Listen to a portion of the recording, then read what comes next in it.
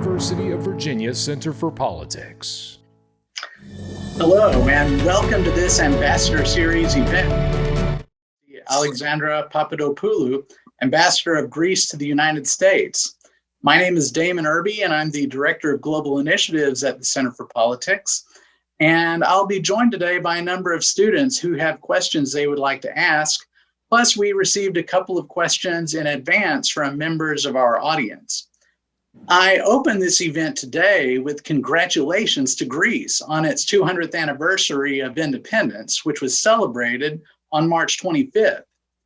In response to a letter soliciting support for Greece's independence written by Adamantios Koreis, a key figure in the Greek Enlightenment and independence movement, Thomas Jefferson responded in part by writing that no people sympathize more feelingly than ours with the sufferings of your countrymen. None offer more sincere and ardent prayers to heaven for their success. And nothing indeed but the fundamental principle of our government, never to entangle us with the broils of Europe, could restrain our generous youth from taking some part in this holy cause. Jefferson, throughout his years, was keenly interested in the lessons learned from classical Greece, which one can see throughout his architectural taste on display on our university's central grounds. But in his waning years, Jefferson was also captivated by the potential of a Greek republic at a time when the continent of Europe was ruled by monarchs. Our longstanding shared values are centuries old and continue today through a wide variety of efforts that we will soon learn more about from our esteemed guest. We are honored to welcome Her Excellency Alexandra Papadopoulou, whose career has taken her to numerous postings of particular importance throughout Europe, the Middle East, and the Americas. Since entering the Ministry of Foreign Affairs in 1981, she served in positions such as Consul of Greece in New Orleans, First Secretary of the Embassy in Amman, Jordan, Consul General in Toronto, Deputy Permanent Representative to the UN, Permanent Representative of Greece to the European Union, the Ambassador of Uruguay and Paraguay, and since February 2020, the Ambassador of Greece to the United States. In addition to her illustrious career, she was also a Fulbright Scholar and received a Master's in International Affairs from the University of Pennsylvania and a law from the University of Ambassador Papadopoulou, thank you, welcome, and we really appreciate you speaking with us today. Thank you so much for your nice introduction and your kind words. It's really an honor to be with UVA and the Center of Politics and to be able to communicate with you and your students. I remember my days as a student in the United States. That were many, many years ago. And in those days, it was very, very difficult for a Greek of my generation and my economic means to come and study in the US because it was too expensive, too far, too difficult, you name them. And then I got the Fulbright Scholarship and I became one of the first of my generation to come in the US. Most of us were going to France, which was much closer, or Germany, but I came to the United States, and believe me, it was a life-changing experience. Because the American educational system was very different from the Greek one, and the United States and the American society was a different world. And of course, now we're all used to having Zooms and telephone calls, and we travel. It's so easy. But more than 40 years ago, it was not so easy. It was very difficult. And all the images we had from the United States was through books, through American literature. And when I came and I saw the country, I fell in love with the country, I fell in love with the people. And I always have a soft spot for American universities and students because usually you learn more from them than they learn from you. That's my experience. But nevertheless, the way they put questions, it's enlightening to me. So I'm really thrilled to be with you. And I'm looking forward to come and visit you in person when the pandemic allows us to do that. Well, we definitely look forward to that too. And I'm sorry that we are not with each other in person. But, I would love to go a little further on your experience as a student in the United States. So what do you think really continued on with you throughout your career, as it relates to that experience as a Fulbright scholar up at Pennsylvania? First of all, I got in touch with the real American, not the one I read in the books.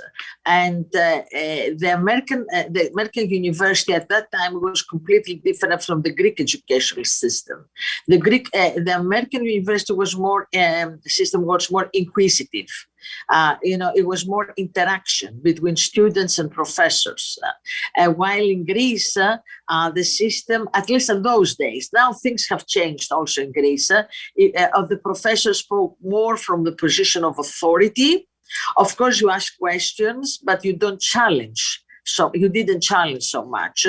But look, this is not black and white as I speak about it, because when I entered the university in Athens, you get, in Greece, the educational system is public.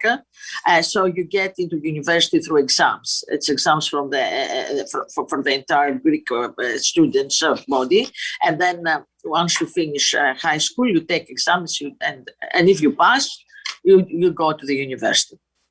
I took these exams and I entered the university immediately after the dictatorship, the year that the dictatorship fell. So a lot of things were remnants of the mentality and the ways of doing business in the dictatorship. Today, things are very different. But in those days, you go, you study. Of course, they give you all books, everything, there is a big availability, huge availability of books to read about every subject. But then the professor always teaches from a standpoint of authority. So I think the American system in those days was, compared to the Greek, when I came here, it was very much interactive. Mm-hmm. Nice. And what really amazed me was that one of my professors was a Nobel Peace Prize in economics. And he was coming and talking to us and to me. And for me, that was unthinkable. It was, every stupid or not so stupid question that I had, he was always willing to answer. So this human touch and this direct touch was something that I always valued. And this is something I value in the American society in more general. American society is very open. Nobody made fun of my pronunciation, and nobody made fun of the many, many grammar mistakes and syntax mistakes. I thought, it's okay, no problem. And in the beginning, I felt very, uneasy about this. But then I realized that it's not a problem for anybody. Nobody, I was included. It was an inclusive society. And, UPenn is in Western Philadelphia, West Philly, which is a diverse neighborhood. And suddenly I came from the very protected Greek environment. Of course, now Greece is completely different, to a neighborhood which was so diverse, and I saw so many kinds of people from different backgrounds, different religions, different mentalities, and this, for me, this was so enriching experience, real enriching experience, and also because I was very curious and very young, I rented a car and I was traveling around the United States, and I realized that size is something very relative. In Greece, to take a 1 hour drive is far. Here, 1 hour drive is neighborhood. Wonderful. Well, I have our first student with a question. It is Amanda Palas. Amanda, could you go ahead and join us and ask your question? Good morning, Madam Ambassador. Thank you so much for being here. So I wanted to talk to you about how Greece seems to be taking great strides, especially in regards to women in leadership. Greece currently has a female president. You are Greece's ambassador to the United States. How has being a woman impacted your career path, and what changes have you seen for women in Greece? There are two aspects to the coin. Greek society was always matriarchal. The mother was always at the center of the family and at the center of power, but she never showed it. Greek women usually stayed with their families. They influenced everybody. They were making decisions, but always in the background. This is over some time ago. When I joined the Greek Foreign Ministry 40 years ago, I was the 15th woman who joined. So I was the first woman consul in the United States. I was the first woman permanent representative to the European Union, the first woman ambassador here, the first woman who became a diplomatic advisor to the Prime Minister. So because of my age, I was one of the first. Today, the heads of all Greek high courts, because you have like your Supreme Court, we have two. In Greece, it's a different judicial system, are women. Both of them are women. Of course, the president is woman. We had a woman president of the parliament some years ago. 60 to 65% of Greek professors at elementary high schools are women. Around 60% of Greek judges are women. And I'm speaking about that because these are the people who influence society. Today in Greece, it doesn't matter whether you're a woman or a man. Of course, we have equal pay. This is by law. There is no discrimination there. And it's normal. Nobody will question. It's not an issue, which is for me the utmost form of equality is that it's not an issue. If there are many more things to do, yes, of course there are more things to do. For me, the main point is that Greek men have accepted women as equal. There's no question. But the problem and things that have to be done is to help women combine both the career and the family. More social services for the children, because still, I don't think it's fair that a woman has to choose to become a mother, to have a family, and to have a successful professional career. And there we need some more social support from the state. The Greek system is a lot state run when it comes to social services, so that young women are pushed to achieve their dreams.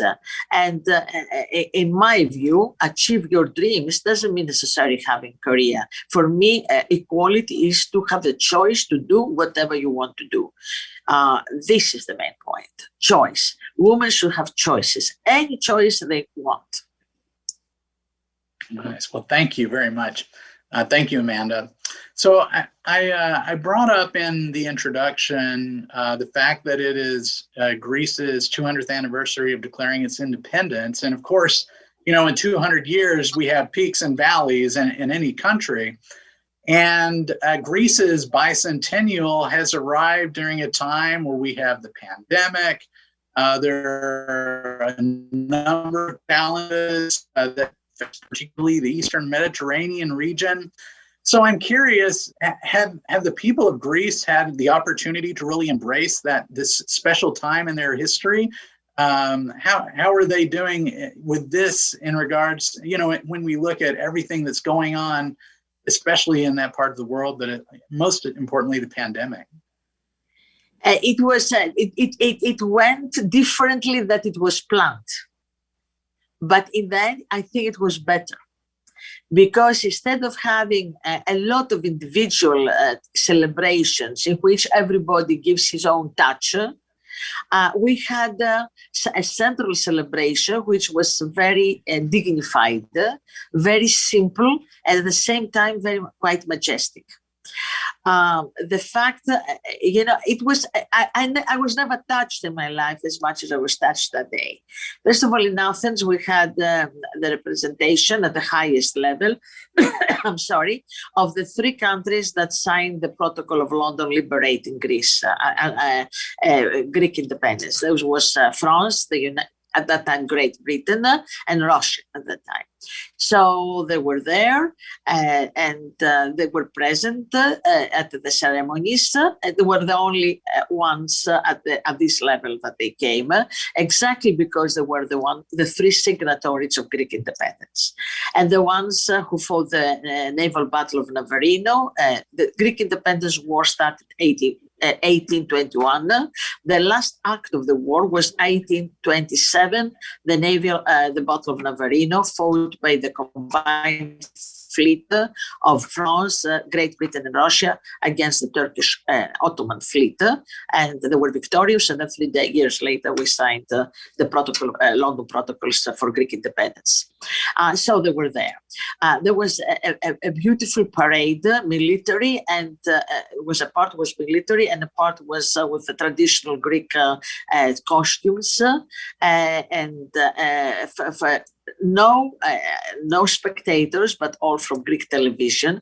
Which the fact there were no spectators and there was this absolutely calm and quiet in the street, and then the people were marching, or the military parade, was there was something supernatural, something coming from the past, and of course airplanes flying over the Greek sky. Not only Greek, there were also American military airplanes as a sign of alliance and of our strong strategic alliance.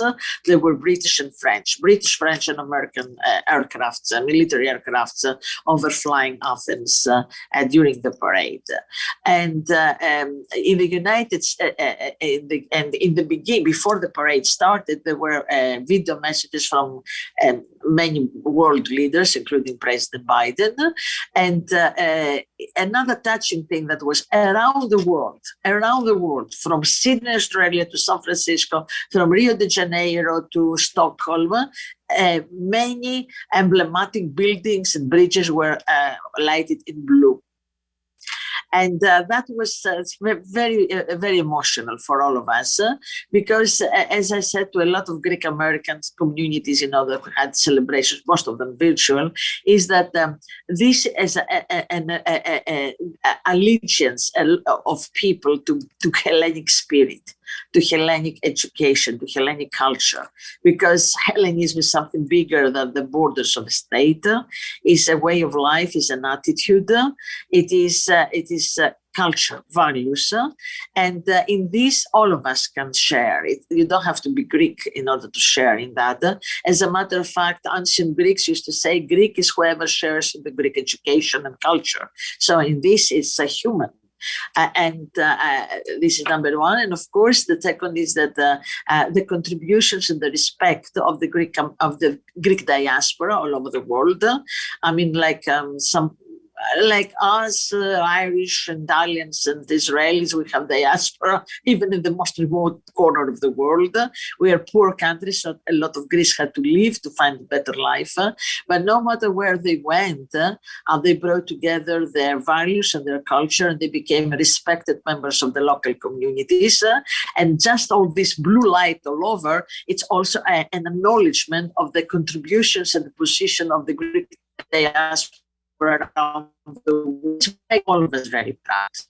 So yes, we celebrate it in a very unique way, but in a very emotional way. And then, of course, this celebration gave us exactly the opportunity to think what it means to be Greek. And as I said, it's about culture and values and education. Wonderful.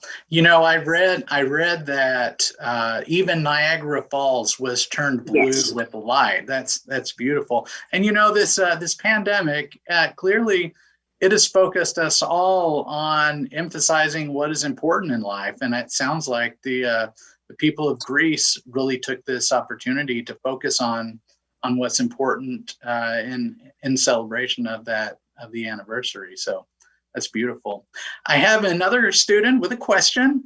His name is Struther Czech. Struther, would you mind joining us and giving us your question? Thanks. Hi, Madam Ambassador. Thank you so much for joining us today. My question is in regards to COVID and how it does seem to be surging in much of Europe. What do you believe to be the source of this resurgence in Greece? And how has Greece responded to this public health tragedy, as well as its impact on the Greek economy? We had so far three waves of COVID, surging, like in all of Europe. The first wave, which was last year, Greece, we were very lucky because not lucky. I don't want to use the word lucky. Italy was the first one hit, so we saw, and we took the warning ahead of every other European country. So we closed down immediately when we saw the situation in Italy. We didn't wait. The Greek government put public health above economy. The country closed practically completely. And in the first wave, which lasted until early summer, Greece was the number one in the world, very few deaths, very, very limited number of cases. You know, it was amazing. Then in the summer, things became more relaxed. You have to understand that Greek economy is highly dependent on tourism, so we tried to open a little bit the tourism. Greece has come out of 10 years of economic crisis. We started picking up, our economies have started picking up, and then COVID comes. So we needed to have open for tourism. So July, August, September, it was partially open for tourism, not fully. And then October, we had the second wave, which was a little harder than the first, maybe because we had opened a little more than we needed to do. But, you know, in retrospect, you can always say what went right and what went wrong. But and COVID was a unique experience. So everybody, practically every country is experimenting on what's the best combination of economy versus health or health versus economy. It's a percentage. And then in November and October, we had the second wave, which was a little tougher, nevertheless better than the rest of Europe, but still tougher for us. And then again, we closed down and things stabilized quite a bit. Now, in the past month, we're in the third wave, not as hard as the second one, but still harder than expected. But Greece, but now we have a big advantage that the vaccination program is going very fast. And hopefully by the end of May, everybody over the age of 60 and everybody who has underlying illnesses will be vaccinated. So we hope that we'll reach a point of immunity that the Greek economy can open in a way that we will not retract it later. And we hope that we open for tourism at the beginning of June. So we're doing much better than many other countries. Of course, we're not immune to pain and suffering because all of us are going through that. But thank God we have the vaccination scheme unfolding, and that is the solution. Thank you. Thank you both. Thank you, Struther. So now I have another student with a question. It's Shankar Radhakrishnan. Shankar, would you join us now and ask your question? Hello, Madam Ambassador. Thanks so much for joining us today. So obviously Greece declared its independence 200 years ago from the Ottoman Empire. However, relations today with Turkey still are kind of tense, especially recently in regards to maritime concerns. What steps would you say have been improving the relationship that Greece has with Turkey? You know, the relationship between Greece and Turkey has seen a lot of ups and downs. There were times that it was very strained, and there were times it was much better. We both understand, at least Greece understands, that we're neighbors and we're going to be together next to each other. So this is something that doesn't change. Geography dictates its terms.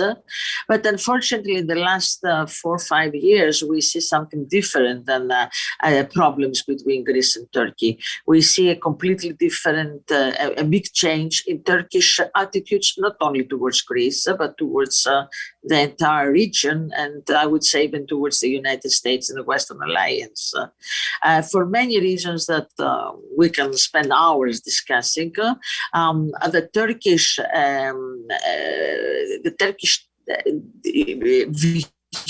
vision about themselves and their foreign policy and their position in the world has taken a big turn. They see themselves not as a Western country, but as a big power that can dictate their views to others, especially their neighbors. And by neighbors, I don't speak only about Greece. I speak about the bigger region of starting from the Gulf all the way to the Balkans and the Caucasus. Turkey has sent troops to Syria, Caucasus, Libya, Iraq. They're acting as if they are trying to impose another Pax Ottomana. This, as you understand, is not acceptable, not only by Greece, but everybody in the region. This region has paid a lot, has given a lot of blood for freedom. And it's a volatile region by definition, a lot of interests, 3 continents, 3 religions, so everything is there. When I speak about religions, it's not nothing, the conflict is not religious, but it's about mentalities, and it's about history. And 100 years ago, we managed to find a balance. None of us is an absolute winner. We all lost something and we all won something, but about the one thing that we all won is to have stability and peace. And this is the most important thing. Turkey in the last 5 years decides that this peace, the terms of this peace of stability are not to her likings. And they try to extend this sphere, the Turkish sphere of influence in different parts of the region. This is causes a lot of concern, not only to us but to everybody in the region. But I am a big believer in eventual Greek-Turkish friendship, and of course, all of us we see the map. Turkey is part of the region, but all of us have to accept and understand that all of us are equal, nobody's more equal, and nobody can dictate its opinions and its decisions on others. Hopefully Turkey will come to this understanding as well, and this chapter will be closed for good. So, thank you. Maybe perhaps an extension on that question. I received a question from a UVA Medical Center staff member, Temistoklis Karoli. His question is, what is Greece's position on the ongoing partition of Cyprus? And do you think that the position impacts Greece's relationship with the United States? No, it doesn't impact Greece's relationship with the United States. Greece cannot be any closer to the United States than it is today. And especially when it comes to Cyprus, we share the same view that this partition should end, and the two on the island there are Greeks and there are Greek Cypriots and Turkish Cypriots, and they have and they can live side by side in peace and security. The island should be united.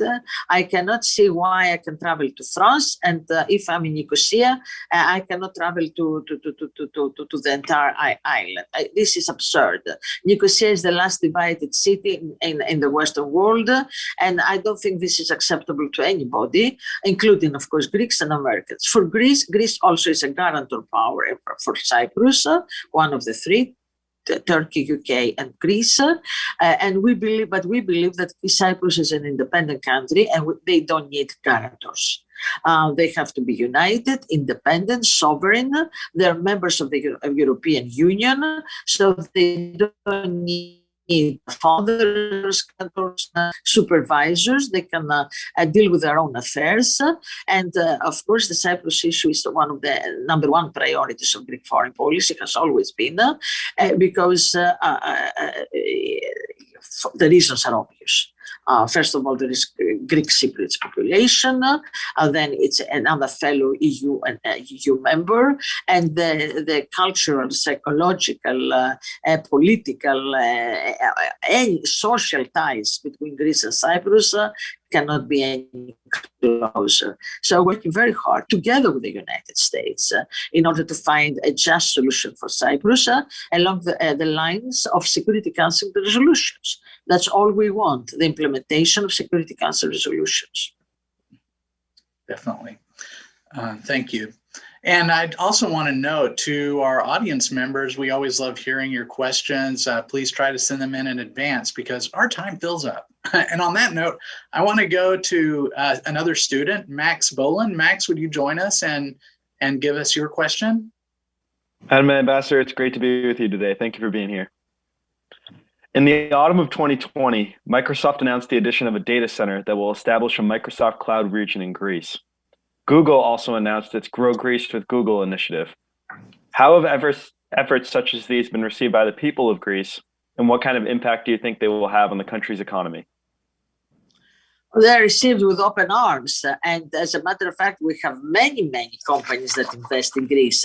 Before I came here, I was at a Zoom with an association of American companies interested in going and investing in Greece, and companies like Lockheed Martin, Northrop Grumman, Oshkosh Defense, Raytheon, ExxonMobil, just to give you some names, Ambien, Global Star, Motorola Solutions, you name it. And in Greece, during the pandemic, the countries that announced investments, or they have started already the investments, Microsoft, Pfizer, Deloitte, Cisco, Philip Morris, Blackstone, just to name a few American companies. There is a very positive investment climate in Greece right now, and it's a combination of a lot of things. Number one, it's because the country having come out of a 10-year recession, the economic crisis that you have all read about, and now the COVID, it's ready to accept investment, and there are a lot of opportunities. First of all, we have a privatization program going on. A lot of sectors of Greek economy are moving from being public to being private, or public-private partnerships, which is the favorite way to go forward. Then the Greek government is very firmly in favor of Greek energy, of renewables, Greek green economy. So there is a lot of opportunities in that sector. And then number three, the Greek government has started the most ambitious plan of digitalization that we have seen in our lifetime, and this was accelerated during the pandemic, or maybe because of the pandemic. So there's huge opportunities. Part of the infrastructure that's privatized is ports, highways. So it's for big companies. So there is a bonanza of opportunities. And then on top of that, Greece has some advantages. Has a very highly skilled population. We have the highest percentage of people between 25 and 65 years old that hold bachelor's degrees. It's because of the great tradition to put emphasis on education. We have a young generation which is highly educated, very skilled, and salaries in Greece are lower because the cost of life is lower, so they're affordable. Highly educated, skilled people whose work is affordable when salary-wise. Then Greece is a stable country, political stability, rule of law, European Union member. So a company, this is an environment that every company finds very, very appealing. And then the location of Greece at the crossroads of three continents. You have access to Europe, you have access to the Middle East, you have access to Africa, so it's the perfect location. And not to mention the wonderful way of life, the climate that everybody wants to live in Greece, and a lot of tax incentives that the government has adopted in order to lure big companies. I think this is the perfect time to invest in Greece. Absolutely. Thank you, Max. So I'm sure that Microsoft and Google are thrilled to have a bigger footprint in Greece. I'm sure it's definitely to their advantage. So it sounds like a wonderful marriage. I want to go on to some news I heard recently about a partnership between Greece, Cyprus, and Israel to build the world's longest and deepest underwater power cable with the purpose of connecting the three countries' electrical grids. So can you tell us a little about that project and the growing relationship between these three countries? This is not just a project. We have signed, there is a signature, and it's funded by the European Union. So it's underway. It's not just an idea; it's underway. It has started. This is a very important part of our policies, not foreign policy only, every kind. We have what we call trilateral scheme, Greece, Cyprus, Israel, and on top of that we have the 3+1 scheme, which is Greece, Cyprus, Israel plus the United States.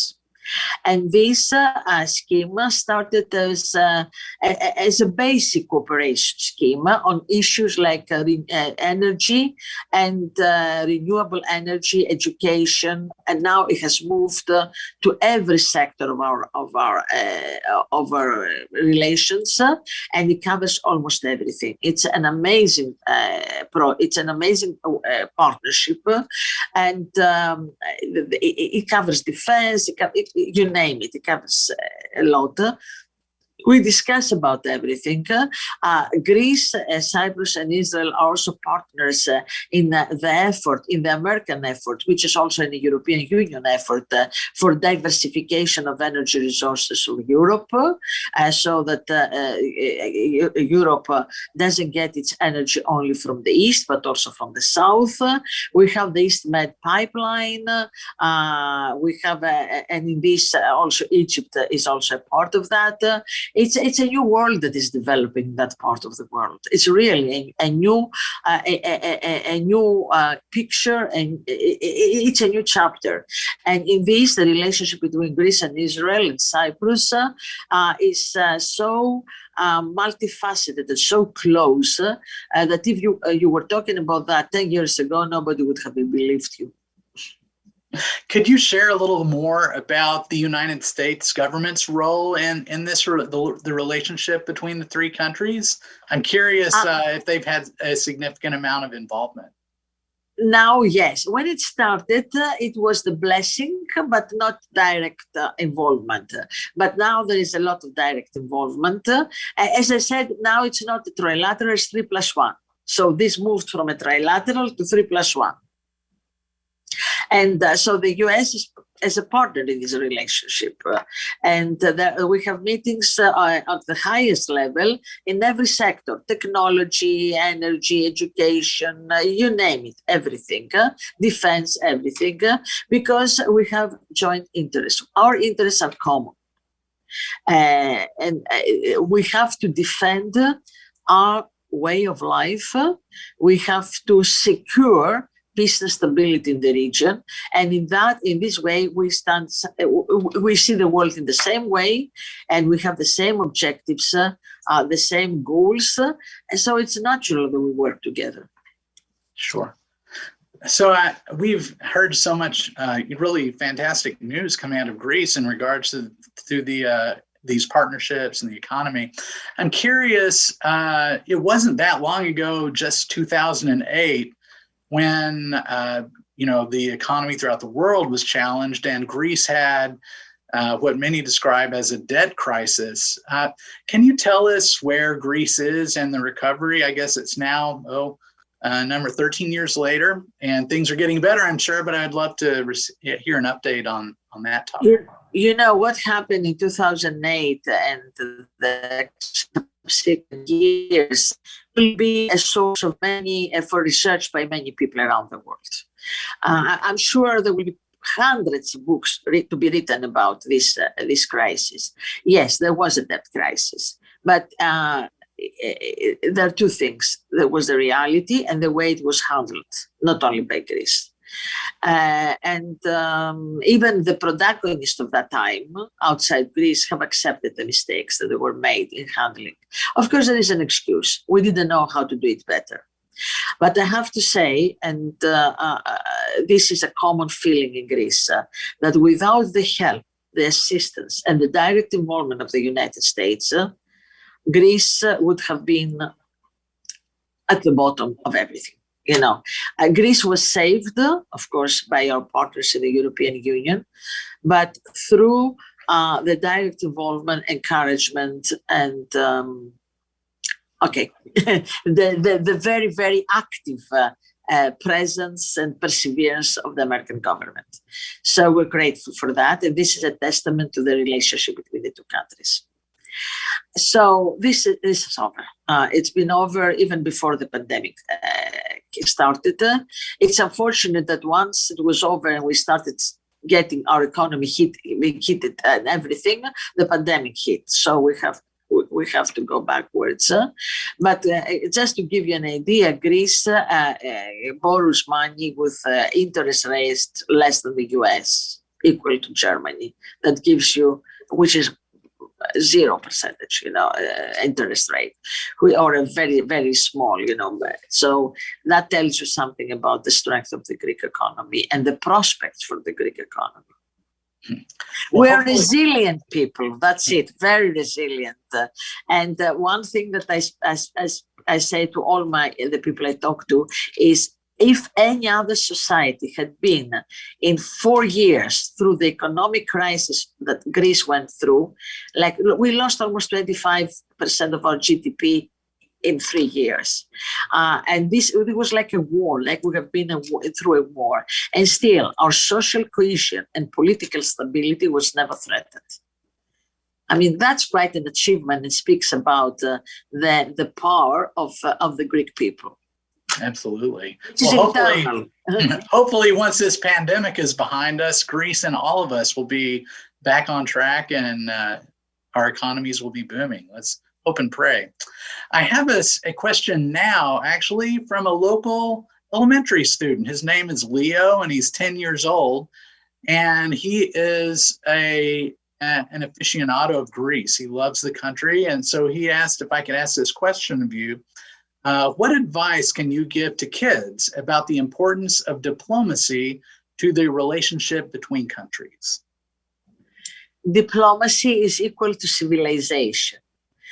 People thousands of years ago used to live to solve their differences through fighting, through killing each other. People, human beings, will have different opinions. This is normal. Countries will have different interests. That is normal. We don't have to see eye to eye with everybody in this world, and we don't have to view the world in the same way. All of us come from different starting point, and all of us have different historical, cultural background who makes us see things differently. But this having been said, we're all human beings. And we all have to live together, and we have only one earth to share. So we have to discuss, and we have to exchange views. And when you discuss with other person, then you realize that maybe you're not 100% right.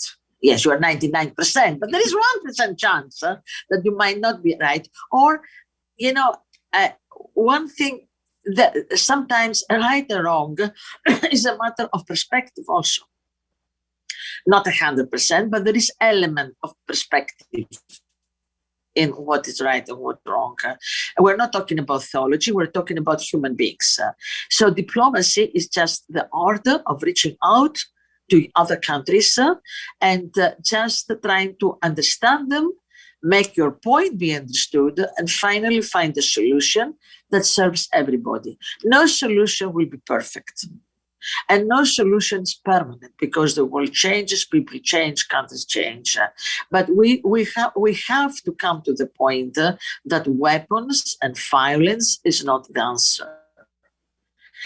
This is it is definitely an answer, but we have to come to the point that we accept that this is not the answer. And the answer is to listen to other people, to what they have to tell you on a personal or at a state level, and try to accommodate concerns, the main concerns, and try to be ready to give up something.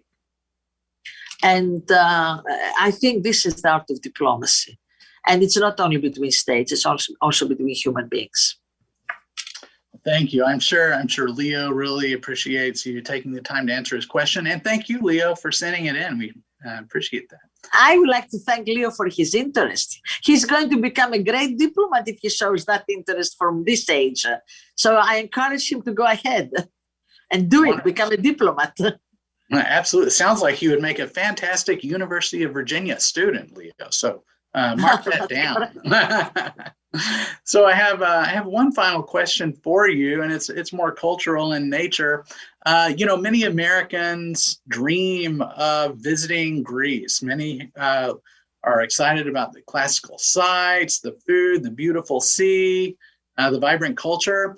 So please tell us the reception we should look forward to at the end of this COVID crisis that we're all in. Oh, you're going to find yourself at home when you go to Greece. You will love it. Everybody welcomes you. You're like family. Please go, and you will find there a place very familiar, because all Americans know about Greece, and after all, the two countries share the same values and perspectives. So it's a familiar place, nevertheless a little warmer, not because part of the United States have cold winters. You will love the climate, you will love the sea, you will love the food, you will love the architecture, the monuments, the history, and the people. Now, please go, and you will fall in love with Greece, I'm sure about that. The way I fell in love with the United States when I first came 45 years ago.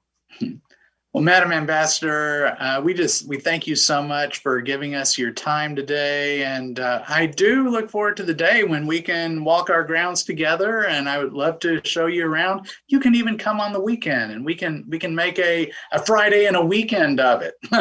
Thank you so much. Thank you. I'm looking forward to visiting you. And thank you for giving me the opportunity to speak to you and your students. It's an honor. And I'll take on that. I'll come. Oh, wonderful. Well, have a blessed day. Thank you to our audience for joining us, and we'll see you soon. See you soon. Bye.